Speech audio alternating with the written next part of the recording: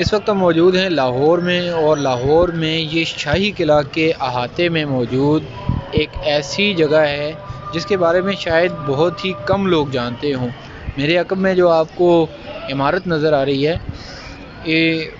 4 کمروں پر مشتمل یہ عمارت ہے، اور اس عمارت کو کوئی بہت زیادہ تاریخی اہمیت حاصل ہو یا نہ ہو، لیکن اس کو ماضی قریب کی جو دہائیاں ہیں اس دوران ہونے والے اہم واقعات اور جو اہم شخصیات ہیں ان کے حوالے سے خصوصی طور پر پہچانا جاتا ہے، اور اس کا نام بھی انہی سے منسوب ہے۔ تو آپ کو بتاتے ہیں کہ اس وقت جو میرے عقب میں یہ عمارت موجود ہے، یہ بھٹو جیل کے نام سے مشہور ہے، یعنی ذوالفقار علی بھٹو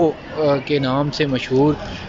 ہے یہ جیل۔ اور اس کو یہ کسی دور میں یعنی آمریت کے دور میں یہاں پہ جیل کے طور پہ اس عمارت کو استعمال کیا گیا۔ اس کی جو سلاخیں ہیں وہ آج بھی قائم ہیں، اس کے آگے جو ہے وہ اضافی دروازے لگا کر ان سلاخوں کو بند کیا گیا ہے۔ یہاں پر جو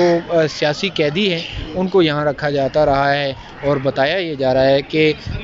سابق وزیر اعظم پاکستان ذوالفقار علی بھٹو جو ہے، جو پیپلز پارٹی کے بانی رہنما بھی ہیں، وہ یہاں پر آمریت کے دور میں قید کیے گئے تھے، اور یہاں پر انہوں نے جو ہے وہ اپنا قید کا جو وقت ہے وہ قید تنہائی ان سلاخوں کے پیچھے گزاری ہے۔ ابھی اس خاص طور پر اس مقام کی اگر بات کریں تو یہاں پر آس پاس کی تمام ہی عمارات جو ہے ان کو خاصی اچھے طریقے سے بنایا گیا ہے، سنبھالا گیا ہے۔ وہاں سیاحت ہے پنجاب کا،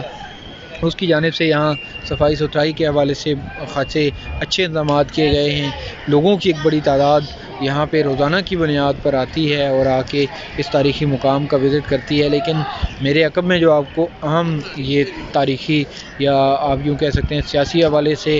اہم عمارت نظر آ رہی ہے بھٹو جیل۔ اس بھٹو جیل کی جو حالت ہے وہ بڑی خستہ سی ہے۔ اس جیل کے اندر میرے خیال سے ملازمین کی اپنی رہائش گاہیں ہیں، اور جس کی اندر کی صورتحال بھی کوئی خاصی اچھی نہیں ہے۔ ہونا یہ چاہیے تھا کہ اس کو جو ہے وہ سنبھالا جائے۔ یہاں پہ جو ہے اس کے تاریخی جو ضروریات ہیں، یعنی رہائش کا انتظام اگر کرنا ہے تو اس کو کسی اور جگہ کے لیے بندوبست کیا جاتا ملازمین کی رہائش کے لیے، اور یہ جو بھٹو جیل ہے اس بھٹو جیل کو یہاں پہ بنایا جاتا اور یہاں پہ اس کو اسی حوالے سے محفوظ کیا جاتا تاکہ آنے والے لوگوں کو اس کی جو اہم تاریخی حوالہ ہے اس سے بھی روشناس کرایا جا سکے، اور تاریخ میں جو پیش آنے والے اہم سیاسی تبدیلیاں ہیں ان کے حوالے سے بھی ان کو بتایا جا سکے۔